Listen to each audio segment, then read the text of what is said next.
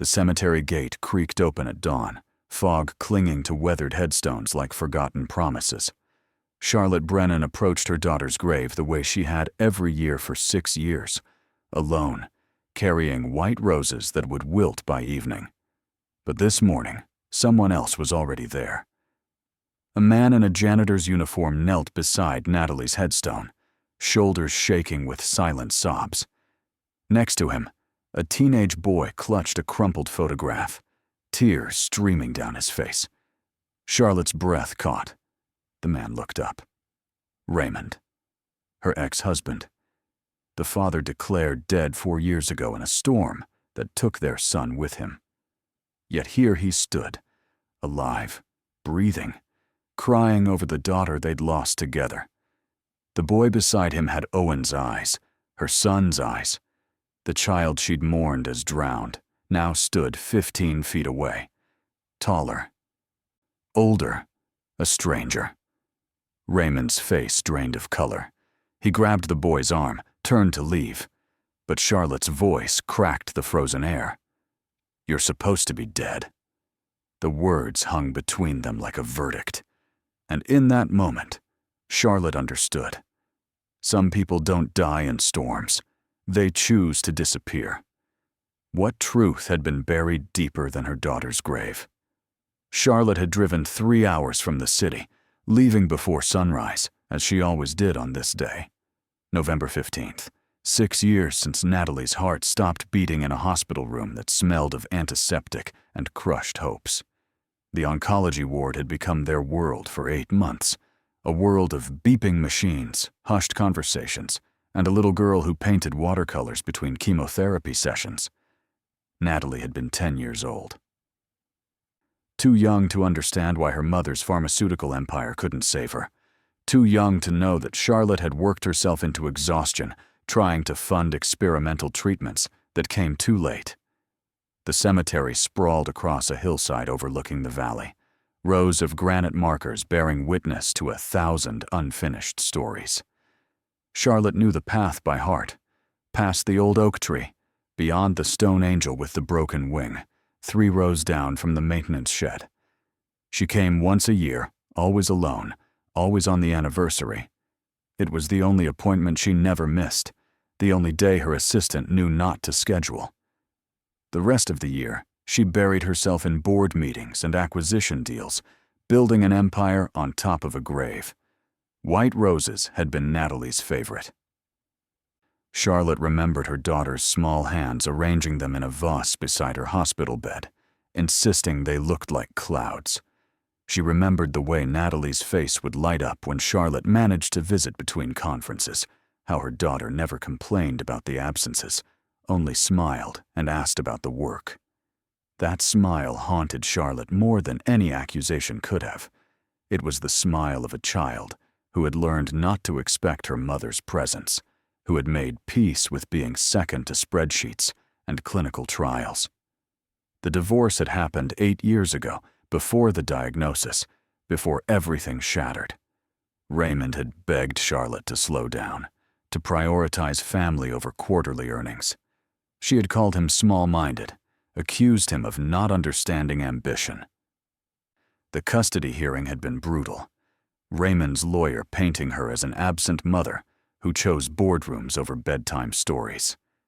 Charlotte hadn't fought hard. She told herself the children needed stability, that Raymond could provide the daily presence she couldn't.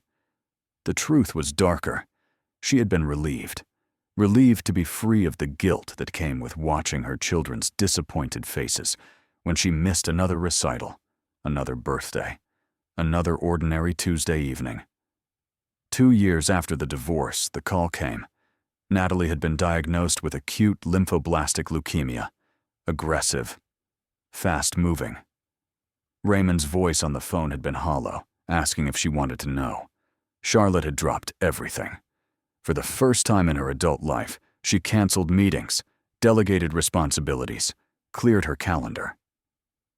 She spent 6 months at Natalie's bedside, learning her daughter all over again, the way she hummed while drawing, her obsession with constellation myths, her habit of reading the same book 3 times before moving to the next, 6 months to compensate for 8 years of absence. It wasn't enough. It would never be enough. After Natalie died, Charlotte returned to work with a vengeance. She expanded her pharmaceutical company into pediatric oncology research, poured millions into drug development, established fellowships in Natalie's name. Raymond had attended the funeral, but stood on the opposite side of the cemetery, holding Owen's hand. They hadn't spoken. What was there to say? 2 years later, the news came through a police officer at her door. Raymond and Owen had been caught in a freak storm while sailing along the coast. The boat had capsized, bodies not recovered, presumed drowned. Charlotte had stood in her penthouse, looking out at the city lights, and felt nothing. She had already lost everything that mattered. The ocean had simply claimed what remained, or so she had believed. Until this morning, until she saw Raymond's face, weathered and older, kneeling beside their daughter's grave. Until she recognized Owen's eyes in the face of a teenage stranger, the impossible made flesh, the dead walking among the living. Charlotte's legs felt unsteady as she approached. Raymond stood slowly, positioning himself between Owen and Charlotte, a protective gesture that spoke of fear. The boy, Owen, her son, the child she had mourned, stared at her with confusion. No recognition in those familiar eyes. He was 14 now, she calculated. Tall for his age, with Raymond's build and her own dark hair. He wore second-hand clothes, a jacket with frayed cuffs, shoes that had seen better seasons. The photograph in his hands showed a family of 4, taken years ago before the fracture. Natalie's face smiled from the glossy paper, frozen at 7 or 8, her gap-toothed grin immortalized. Charlotte. Raymond's voice was hoarse, stripped of everything but exhaustion. He looked nothing like the architect she had married 16 years ago, the man who had designed their dream home with skylights in every room. This Raymond wore the uniform of a cemetery maintenance worker, his hands calloused, his face lined with more than just age. He looked like someone who had chosen to disappear into the margins of the world. "You're alive." Charlotte's voice came out flat, a statement rather than a question. She couldn't process emotion yet, couldn't move beyond the simple fact of his existence. "Owen is alive." The boy flinched at his name, pressed closer to his father. "Dad?" His voice cracked on the word, adolescence and fear mixing. Raymond's jaw tightened. "We should go." "Go?" Charlotte's composure fractured. "You've been dead for 4 years. My son has been dead for 4 years. And you're just going to walk away? He's not your son anymore." The words came out quiet but brutal. "You gave up that right a long time ago." The accusation landed like a physical blow. Charlotte gripped the flowers tighter, thorns pressing through the paper wrapping into her palm. The pain felt distant, irrelevant. "What happened? The storm?" "We survived." Raymond's hand moved to Owen's shoulder, anchoring him. "The boat capsized. We made it to shore. And I decided—" He stopped, seemed to reconsider his words. "I made a choice." "To let me think you were dead?" Charlotte's voice rose despite herself. "To let everyone think, to protect my son." Raymond's eyes met hers, and she saw something she hadn't expected. Accusation, yes, but also something that looked like justification. From a life of being the son of Charlotte Brennan, from being second to your ambition, from waiting for a mother who never shows up. Owen's eyes widened, darting between them. "What's she talking about, Dad? Who is this?" The question hung in the air, ugly and revealing. Charlotte felt the ground shift beneath her, understanding dawning with sickening clarity. "You didn't tell him." Her voice came out as a whisper. "He doesn't know I'm his mother." Raymond's silence was answer enough. Owen stared at Charlotte with new horror, backing away as if she were contaminated. "You told me she left us," the boy said to Raymond, his voice rising. "You said she went away and didn't want to come back. You said. I said what I needed to say. Raymond's voice carried the weight of 4 years of justifications. To protect you from the truth. What truth? Charlotte demanded. That I'm some kind of monster? That I... She stopped, chest heaving. The cemetery spun around her, headstones tilting like dominoes about to fall. I have a right to know why. Why you did this. Why you let me believe I'd lost everything. Raymond's expression hardened. You did lose everything, Charlotte. You lost it years before that storm. You just didn't notice because you were too busy building your empire. The words were designed to wound, and they succeeded. Charlotte stood frozen, watching Raymond guide Owen away from Natalie's grave, away from her. They moved like ghosts between the headstones, father and son, alive and disappearing once more. But this time, Charlotte couldn't let them vanish. Not again. Not without answers. She pulled out her phone with shaking hands and made a call. By evening, she had an address. By the following morning, she had a plan. Charlotte Brennan hadn't built a pharmaceutical empire by accepting defeat. She had learned long ago that the most important things in life required fighting for, even when, especially when, you had already lost them once. The cabin sat on the edge of town, tucked behind a copse of pine trees that kept it hidden from the main road.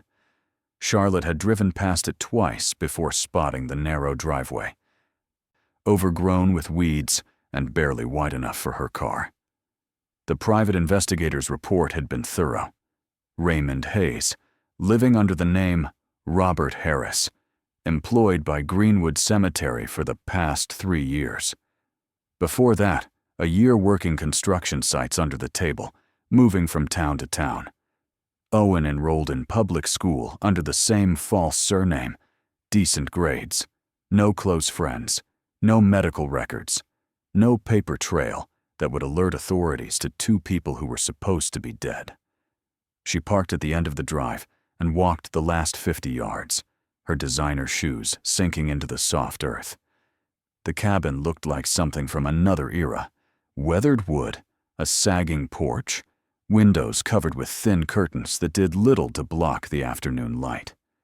A vegetable garden sprawled to one side, neat rows of winter crops suggesting care and attention. Firewood stacked against the exterior wall.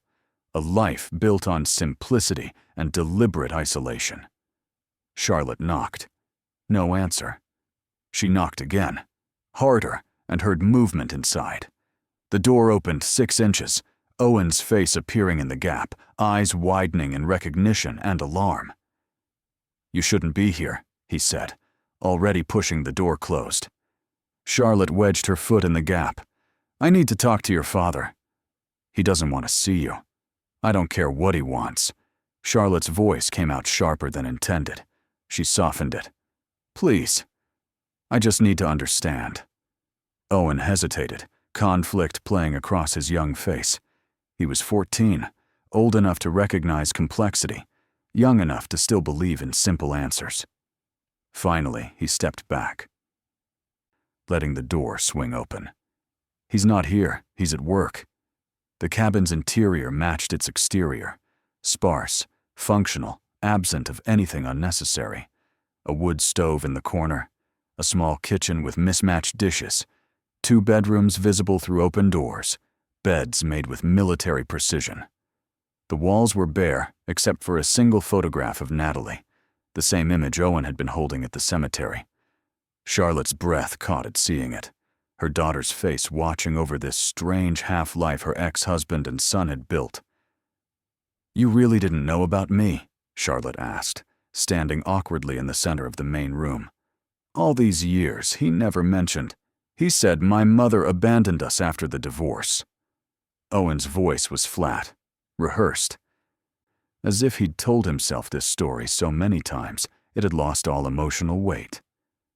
He said she chose her career over her family, that she didn't want the responsibility of children. The boy's eyes met hers, challenging. Was he lying? Charlotte wanted to say yes, wanted to paint herself as the victim, Raymond as the villain. but she had spent 6 years learning to live with uncomfortable truths. "No," she said quietly. He wasn't entirely lying. Owen's expression shifted, surprise mixing with confusion. He had expected denial, she realized, expected her to defend herself, to spin a version of events that made her innocent. "I did choose my career over my family," Charlotte continued, moving to sit on the worn couch without invitation. "I missed birthdays and school plays. I worked 80-hour weeks while your father raised you and Natalie alone. When we divorced, I let him take custody because I knew he could give you stability I couldn't." She paused, fighting the tightness in her throat. "But I didn't abandon you, and I never stopped being your mother, even when I was terrible at it." Owen remained standing, arms crossed defensively. "Then why didn't you fight for us? Why didn't you try?" "Because I thought you were better off without me." The admission tasted like ash. "And maybe I was right. Maybe your father was right to—" She couldn't finish the sentence. To fake his death, to steal Owen away, to let her believe she'd lost her last connection to her children? None of those options felt right. The door swung open, and Raymond filled the doorway, still wearing his cemetery work uniform. His face went through a rapid sequence of emotions: shock, anger, resignation. "Owen, go to your room." "Dad, now." The boy hesitated, glancing between them, then retreated to one of the bedrooms, closing the door with deliberate force. Raymond stepped inside, letting the main door shut behind him. He didn't remove his boots, didn't sit, just stood with his arms hanging at his sides, a man too tired to even maintain a defensive posture. "How did you find us?" His voice carried no real curiosity, just the weary acceptance of inevitability. "Does it matter?" Charlotte remained seated, forcing herself to appear calmer than she felt. "I need to know why, Raymond. Why you did this. Why you let me think you were both dead." He moved to the kitchen, poured himself water from a pitcher, drank it standing at the counter with his back to her. The silence stretched, filled with years of unspoken accusations. Finally, he turned, leaning against the counter, looking older than his 44 years. "After Natalie died," he began, voice rough, "I fell apart, lost my job, couldn't focus, couldn't design anything without seeing her face in every space I created. I took Owen and moved to the coast, got work as a day laborer, thought maybe the ocean would wash away the grief." He laughed, a bitter sound. "Instead, it gave me an opportunity. The storm. The storm." Raymond nodded. "We were stupid. Went out in a boat when we shouldn't have. It capsized. We barely made it to shore. Owen was hypothermic, scared out of his mind. And while we sat on that beach, waiting for rescue, I thought—" He stopped, jaw working. "I thought about going back. To what? To being the failed architect raising his son alone while his ex-wife became a billionaire? To watching Owen grow up in your shadow, always wondering why his mother chose everything else over him? So you chose to make me think he was dead?" Charlotte's hands clenched in her lap. "You thought that was better?" "I thought it was cleaner." Raymond's eyes met hers, unflinching. "You'd already moved on, Charlotte. Your company was exploding. You were on magazine covers, dating that— what was his name? Your business partner. Gerald something." "Gerald Westbrook, my COO." Charlotte's voice went cold. "We were never dating. He's married with 3 children. But you didn't bother to verify that, did you? You just assumed." Raymond's face flickered with something. Doubt, regret, defensiveness. "You were seen together constantly.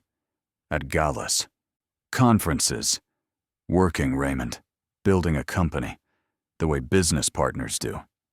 Charlotte stood, her composure cracking. "You built an entire justification for abandoning me based on tabloid photographs and your own resentment." "It wasn't just that." His voice rose to match hers. "You were absent long before the divorce. Where were you when Natalie learned to ride a bike? When Owen lost his first tooth. When they asked why Mommy was never home. He took a step forward, pain radiating from every word. You missed years of their lives, Charlotte. Not days. Years. The accusation hung between them, irrefutable. Charlotte felt the weight of it pressing down, crushing the oxygen from the room. I know, she whispered. I know I failed them. I failed you. But I was trying. Her voice broke. When Natalie got sick, do you know why I worked so hard? Why I pushed my company into oncology research? To build your legacy on her grave? The words came out cruel, intended to wound. To save her. Charlotte's shout echoed off the cabin walls. She was diagnosed with an aggressive form of leukemia. The standard treatments weren't working. I spent every waking moment searching for experimental drugs, clinical trials, anything that might give her a chance. I liquidated personal assets to fund research. I called in every favor, bribed my way into meetings with specialists who wouldn't normally see patients. I built a pharmaceutical empire because the existing one was too slow, too bureaucratic, too concerned with profits to save a dying child. Raymond's face drained of color.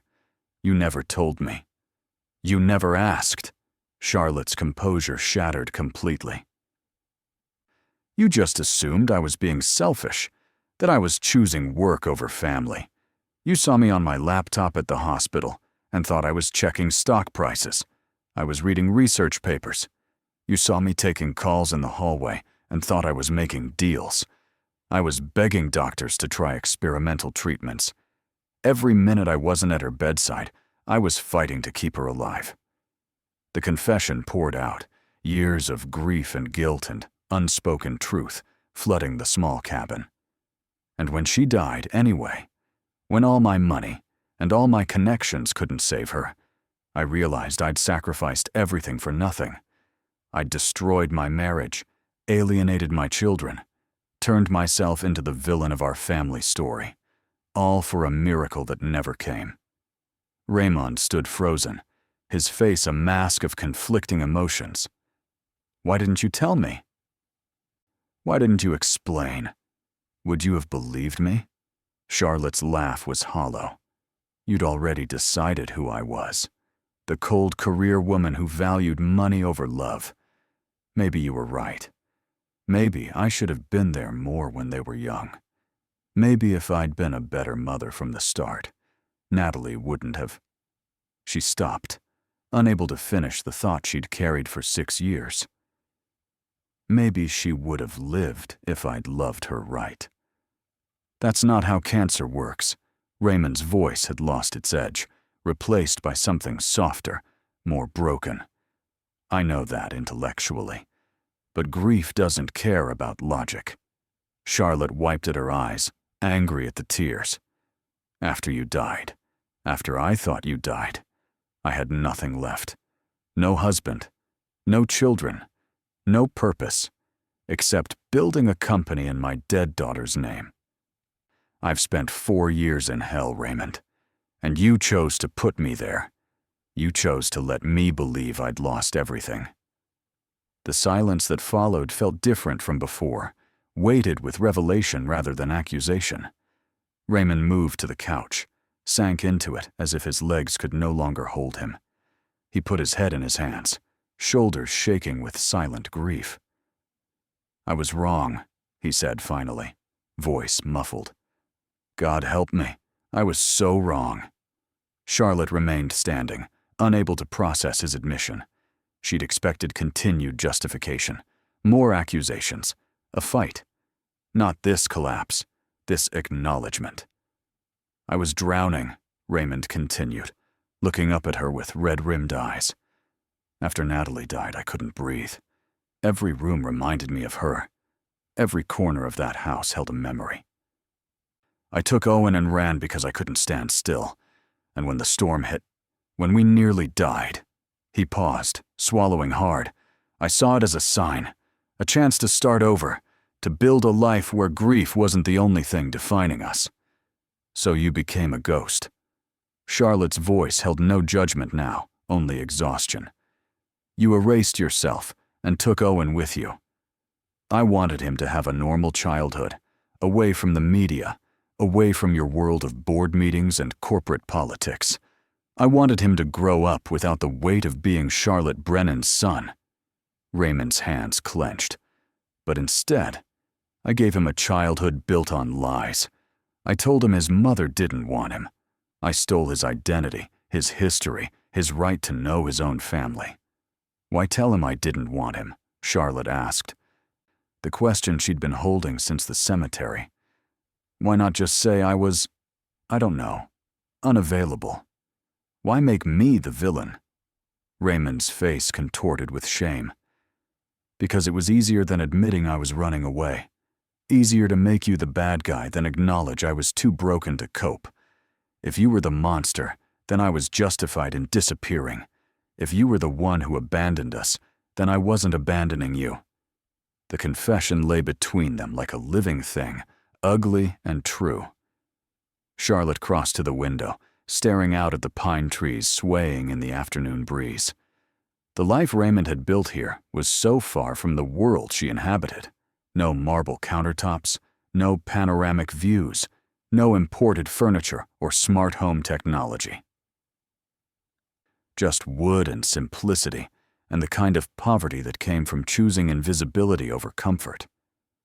What did you tell Owen about Natalie? She asked quietly. The truth. That she died of leukemia. That she was brave and kind and loved to paint. Raymond's voice steadied. I brought him to her grave twice a year. I wanted him to know his sister, even if he couldn't remember her well. He was only 8 when she died. The photograph he was holding, from when they were younger, before the divorce. Raymond stood, moved to a shelf, pulled down a shoebox. Inside were more photographs, letters, drawings. Natalie's artwork, carefully preserved. Owen's school reports from his false identity. A life documented in stolen moments and fabricated paperwork. I kept everything from before. I couldn't let her disappear completely. Charlotte reached for one of Natalie's paintings, a watercolor of the night sky, constellations connected with silver lines, her daughter's signature in the corner, careful block letters spelling out a name that existed now only in memory and on a gravestone. She painted this during her last month, in the hospital. I know. You sent it to me after. Raymond stopped. After the funeral, along with her other things. I've carried them everywhere we've moved. They stood side by side, looking at their daughter's artwork. 2 people who had built walls so high they'd forgotten how to find doors. Charlotte thought about the child they'd both failed in different ways. Her through absence, him through overwhelming presence that smothered his own ability to function. Natalie, caught between 2 flawed parents, dying before she could understand that love and failure weren't mutually exclusive. Owen hurt us, Raymond said suddenly. The night before Natalie died. We had a fight in the hospital hallway. You wanted to try one more experimental treatment. I said we needed to let her go. We both said terrible things. Charlotte's memory supplied the details he didn't speak. She'd called him a coward for giving up. He'd called her a delusional narcissist who couldn't accept defeat. They'd screamed at each other while their daughter lay dying 20 feet away, her small body ravaged by disease, and the treatments meant to cure it. Owen had been there too, sitting in the waiting room, hearing every word. He blamed himself, Raymond continued. Thought if he'd been a better son. You wouldn't have left after the divorce. Thought if he'd been good enough, you would have stayed. The words landed like stones, each one adding weight to the burden Charlotte had been carrying. I need to talk to him. He doesn't want. I need to talk to my son. Charlotte's voice left no room for argument. You took 4 years from me. You took his right to know his mother. You don't get to take this too. Raymond met her eyes, and in them she saw the same exhaustion she felt. They were both so tired of carrying these secrets, these justifications, these griefs that had shaped them into people they barely recognized. He nodded once and moved to Owen's bedroom door, knocked softly. "Owen, your mother wants to talk to you." A pause. Then, "I don't have a mother." Charlotte pushed past Raymond, opened the door. Owen sat on his bed. Headphones in, clearly able to hear every word despite the music she could hear leaking out. She crossed the small room, sat on the edge of the bed without permission. He pulled out one earbud, face set in teenage defiance that couldn't quite hide the fear underneath. "I'm not going to apologize for the past," Charlotte said quietly. "I can't change it. I can't undo the years I missed or the choices I made. But I need you to know something about your sister." Owen's defiance cracked slightly. "What?" "In her last week, when she was too weak to hold a paintbrush, she asked me to write something for her. A letter." Charlotte's voice steadied. "To you. She made me promise to give it to you when you were old enough to understand." The boy's eyes widened. "I never got any letter, because your father told me you were dead before I could deliver it." Charlotte glanced back at Raymond, who stood in the doorway, face ashen. "I've carried it with me for 6 years. Waiting. You have it? Now?" Owen's teenage cool evaporated, replaced by raw need. Charlotte pulled out her phone, navigated to her photos, found the image she'd taken of the letter years ago, backing it up digitally because she couldn't bear to lose the physical copy. She handed Owen the phone. He stared at the screen, at his sister's words written in their mother's hand, because Natalie had been too weak to hold a pen. The boy's lips moved as he read silently. Tears tracked down his face, and he made no move to wipe them away. Charlotte didn't need to read along. She'd memorized every word years ago. Natalie writing about how much she loved her little brother, how she wished she could watch him grow up, how she hoped he'd be brave and kind, and never forget that their family loved him, even when love looked broken and complicated. The letter ended with instructions. "Find Mom. Tell her it's okay. Tell her I forgive her." Owen's hands shook as he held the phone. When he looked up, his face was devastated. "She asked you to find me?" "She made me promise." Charlotte's voice cracked. "And then your father made sure I couldn't keep that promise." Raymond made a sound in the doorway, something between a gasp and a sob. Owen's head whipped toward him, the phone clutched to his chest. "You knew.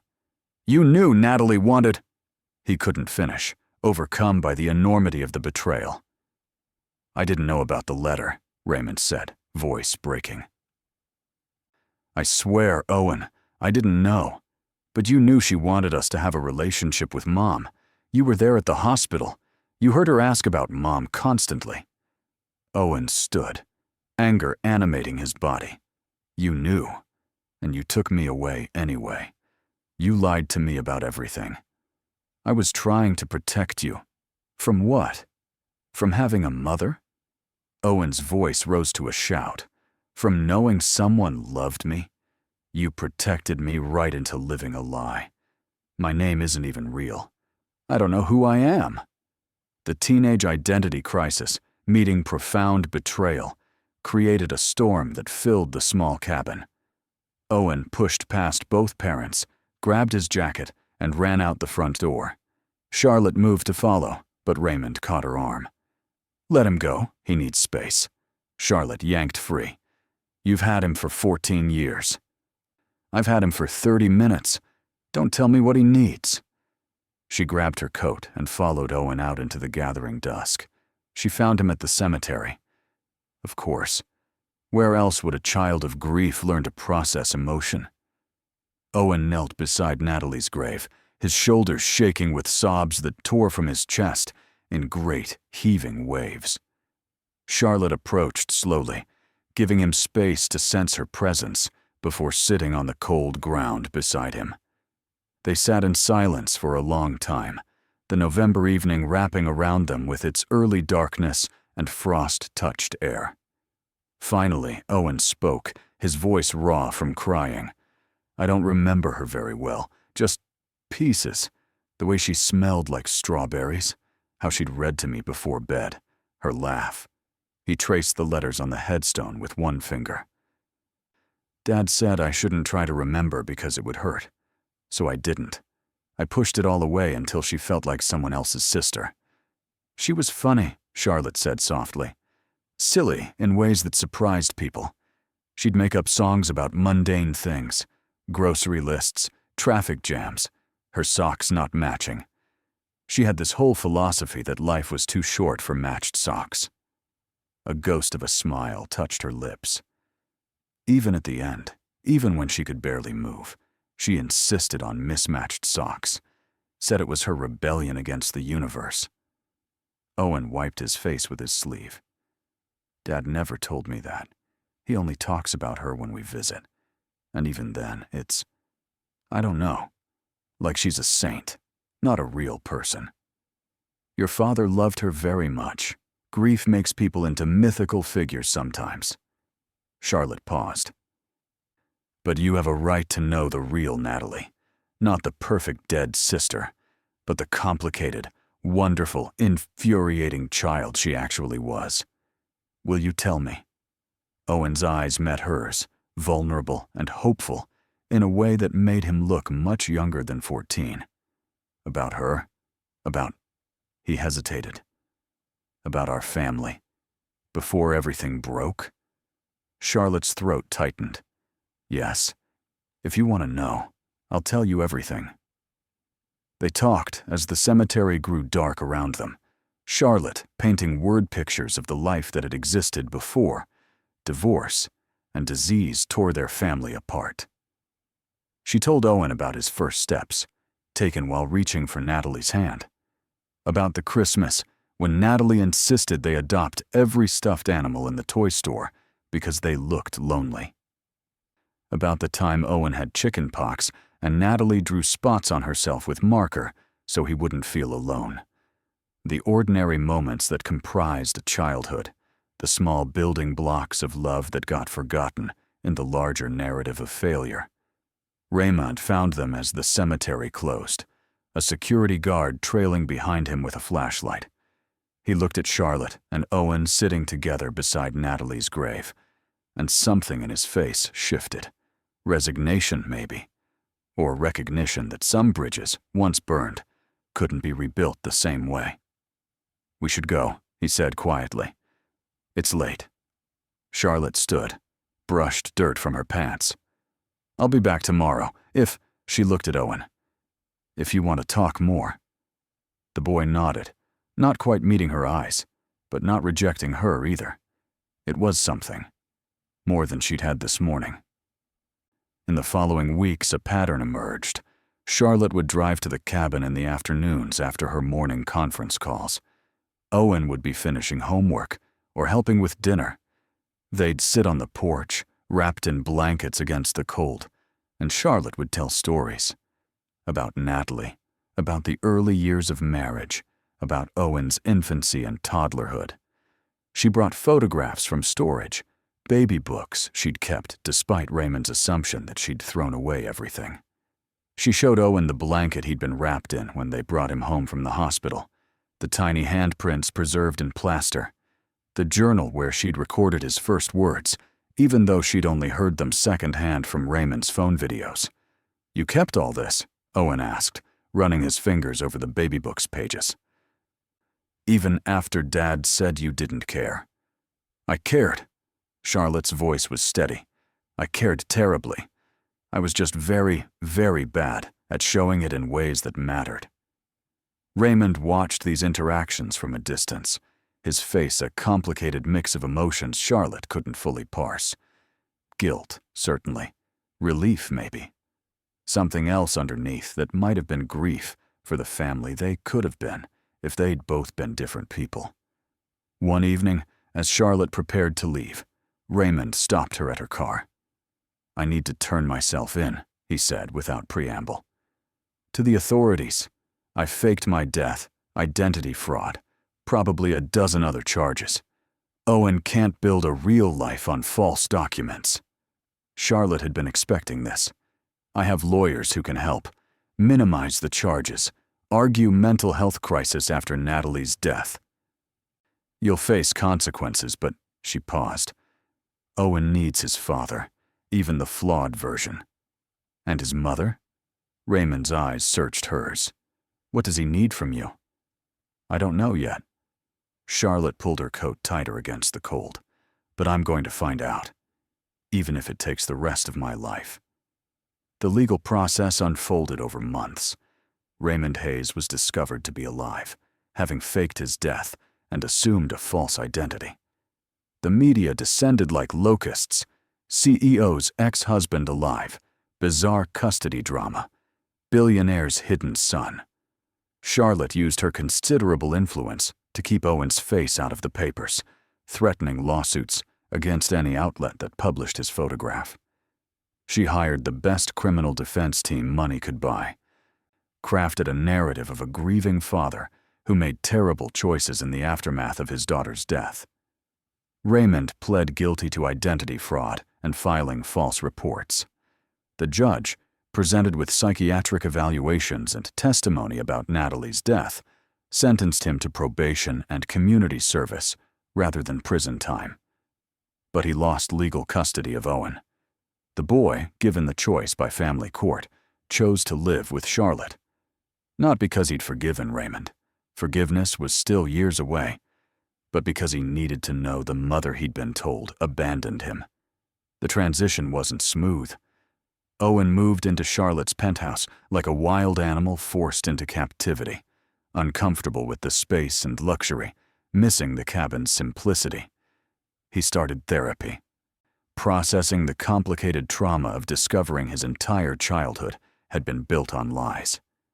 Charlotte cut her work schedule in half, hired a tutor to help Owen catch up academically, while transitioning to his real name, rearranged her life around school drop-offs and parent-teacher conferences, and the mundane architecture of active parenting. It was hard. Harder than building a company. Harder than fighting hospital bureaucracies for experimental treatments. Harder than surviving the years of grief. Parenting a traumatized 14-year-old who swung between desperate need for connection and equally desperate pushing away required patience Charlotte didn't naturally possess. They fought. Owen screamed that she didn't know him, that she'd missed too much, that Raymond might be a liar, but at least he'd been there. Charlotte would retreat to her room, shaking with the effort of not screaming back, of remembering that his anger was justified, that she'd earned every accusation. But slowly, inch by painful inch, they built something. Not the relationship they would have had if life had been different, but the relationship possible in the aftermath of catastrophe. Owen started calling her Charlotte, rather than she, or that woman. Then one day, casually, Mom slipped out, and he didn't correct himself. Charlotte pretended not to notice, afraid that acknowledging it would scare him back into distance. Raymond came to visit every weekend, the probation terms allowing it. The encounters between Charlotte and Raymond remained stiff, weighted with too much history and too many regrets. They couldn't go back to being married. That bridge had burned to ash years ago. But they learned to coexist in Owen's life, to share the responsibility of parenting a child they'd both failed in different ways. Natalie's grave became their meeting point, neutral ground where the three of them could exist without the complications of their living spaces. They'd sit together, Charlotte and Raymond and Owen, and talk about their days. Owen would tell his sister about school, about the friends he was starting to make under his real name, about the art classes Charlotte had enrolled him in. Raymond would share stories from his new job. He'd returned to architecture part-time, designing affordable housing, his talents finally applied to something meaningful. Charlotte would update them on the foundation she'd expanded, the Natalie Hayes Memorial Research Fund that had helped fund 3 new pediatric cancer treatments currently in trials. On the first anniversary of their reunion at the cemetery, 7 years after Natalie's death, Owen brought something wrapped in brown paper. He unwrapped it carefully, revealing a painting. 4 figures in a landscape of both light and shadow. Natalie in the center, painted from the photographs, and Owen's fragmentary memories. Charlotte and Raymond on either side, their faces turned toward their daughter. And Owen himself, younger in the painting, held between his sister and father, reaching one hand toward his mother. "My art teacher said painting is therapy," Owen said, suddenly self-conscious. "I wanted to paint us. Not how we are, but—" He struggled for words. How we could have been. If we'd all been better at loving each other. Charlotte's vision blurred with tears. Raymond cleared his throat, overcome. They stood together looking at Owen's painting, this impossible family made possible only through loss and lying, and the slow, painful work of building something true from rubble. "It's beautiful," Charlotte whispered. "It's a fantasy," Owen said, but gently, without bitterness. "But I think that's okay. We can't change the past. We can only—" He paused, thinking. "We can only do better with what's left." Raymond placed the painting against Natalie's headstone, propped carefully so she could see it too, wherever she was. "She'd love it," he said, voice thick. "She always said you had her talent." Owen ducked his head, pleased despite himself. They stood in silence. 3 people bound by grief and guilt, and the stubborn refusal to let either win completely. The November evening gathered around them, cold but not unbearable, dark but not without light from the city below. Charlotte thought about the morning she'd come here a year ago, expecting solitude, and finding instead the impossible. Her dead returned to life, her family reconstituted in the strangest way possible.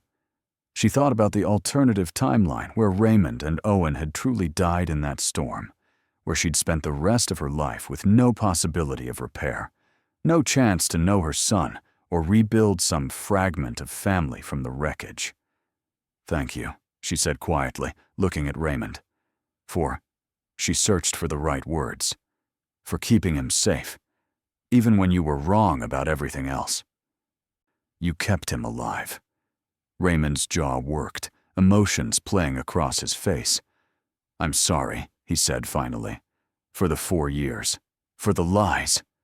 For—" his voice broke. "For everything." Charlotte nodded. Forgiveness was still a work in progress, might always be. But acceptance, that was possible. Acceptance that they'd both done terrible things from complicated places. That love and failure had coexisted in their family long before Natalie's death. That some damage was permanent, but some wounds could scar over, even if they never fully healed. "I'm sorry, too," she said. "For the years before. For not being present. For thinking I could save her with money and determination instead of just," her voice caught, "just being her mother." Owen moved between them, taking each of their hands.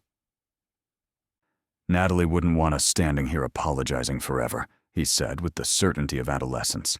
"She'd want us to, I don't know, live, do something with all this mess." "What would you suggest?" Charlotte asked, squeezing his hand. Owen looked at the painting, at his sister's image. "Tell other families not to make our mistakes. Tell them time doesn't wait. Tell them—" He paused, finding the words. "Tell them that people can survive, even after the worst happens. That families can exist even in pieces." Charlotte exchanged a look with Raymond over their son's head. In it, she saw reflection of her own thought. This child, who had every reason to be broken by their failures, was somehow teaching them both how to be whole. "We could do that," she said slowly. "The foundation, we could expand it. Not just research, but support for families dealing with pediatric illness, counseling, financial assistance, help navigating the medical system." She looked at Raymond. Would you want to be involved? Design spaces that help rather than intimidate?" Raymond studied her, surprise evident. You'd want me involved in your foundation? It's not my foundation. It's Natalie's. Charlotte's voice steadied. It should belong to all of us. The offer hung in the air, tentative, a bridge being built from splinters and hope. Raymond nodded slowly. I'd like that, if Owen agrees. Of course I agree, Owen said, rolling his eyes with perfect teenage exasperation. Can we go now? It's freezing and I have homework. Charlotte laughed, the sound surprising her. When was the last time she'd laughed? Really laughed. Not the polite sounds required at business dinners. She couldn't remember. They gathered Owen's painting carefully, Raymond cradling it like the precious thing it was. As they walked through the cemetery toward their separate cars, Charlotte felt the weight she'd carried for 7 years shift slightly. Not disappear. It would never disappear. Natalie's absence was a permanent condition, a phantom limb she'd spent her life accommodating. But the weight had company now. Raymond carried his own grief beside her. Owen carried his. They were all scarred, all broken, in ways that would never fully mend. But broken didn't mean ended. That was the lesson. Broken meant the possibility of rebuilding, even if the new structure looked nothing like the original. Charlotte drove back to the city with Owen asleep in the passenger seat.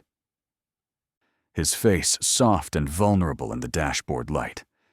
She thought about the speech she'd give at the foundation's next fundraiser, about the expansion she'd announce, about the way she'd position it, not as charity but as necessity.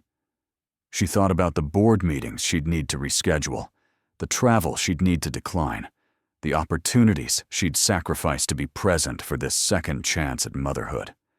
The city lights spread before them, a constellation of possibility and compromise.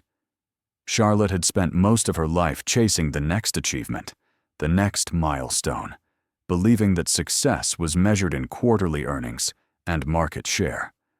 But sitting beside her sleeping son, returning from her daughter's grave, she understood finally what Natalie had tried to teach her in those last months. That love was measured in presence, not presence, in time shared, not time optimized, in the willingness to sit with grief instead of trying to solve it. She pulled into her building's garage, parked, and sat for a moment before waking Owen. In the quiet, with the engine ticking as it cooled, Charlotte made a promise. Not to Natalie, though her daughter's memory witnessed it. Not to Raymond, though they'd both honor it. Not even to Owen, though he was its primary beneficiary. To herself, the promise that she'd show up, that she'd do better, that she'd accept the limitations and possibilities of the family they were rebuilding from ruins, that she wouldn't disappear into work again, wouldn't let grief or guilt become excuses for absence, that she'd be present, even when presence was uncomfortable, even when it revealed her inadequacies, even when it hurt. Some losses couldn't be undone. Natalie was gone, and no amount of money or regret could bring her back. The years with Owen couldn't be recovered, and the damage done by lies and absence would echo for decades. The marriage she and Raymond once had was dead and buried, impossible to resurrect. But maybe that was okay. Maybe the point wasn't to restore what was lost, but to build something new from what remained. A family stitched together from fragments, held together not by illusion, but by honest reckoning with failure. A family that acknowledged its wounds instead of hiding them. A family that existed not in spite of its brokenness, but because they'd learned to live with it. Charlotte woke Owen gently, and together they rode the elevator to the penthouse. In the morning, she'd call Raymond and start the conversation about the foundation's expansion. She'd email her assistant about clearing her calendar for Owen's upcoming parent-teacher conferences. She'd continue the slow, unglamorous work of being present in her son's life. But tonight, she simply existed in the quiet apartment, listening to Owen brush his teeth and settle into his room. grateful for the mundane sounds of ordinary life. She stood at her window looking out at the city, thinking about the cemetery on the hill, about the daughter who rested there, about the son who slept down the hall, about the ex-husband who'd be on the other end of a phone call tomorrow. They weren't healed. They might never be. But they were here, alive, trying. And some days, trying was enough. Charlotte turned from the window, checked that Owen's door was closed, and allowed herself one moment of complete vulnerability. She sat on her bedroom floor, back against the wall, and cried for everything lost, and everything improbably found. For Natalie, gone too soon. For Owen, stolen and reclaimed. For Raymond, drowning in his own way. For herself, learning too late how to love without conditions. The grief would never leave. She understood that now. It would be her companion for the rest of her life, a presence as constant as her heartbeat. But grief didn't have to mean surrender. It could coexist with joy, with progress, with the tiny victories of daily life. She thought about Owen's painting, now carefully stored in Raymond's cabin, waiting to be properly framed. The four of them together, frozen in a moment that never existed. A family that could have been, painted by a child who understood that fantasy and truth weren't opposites but partners, both necessary for survival.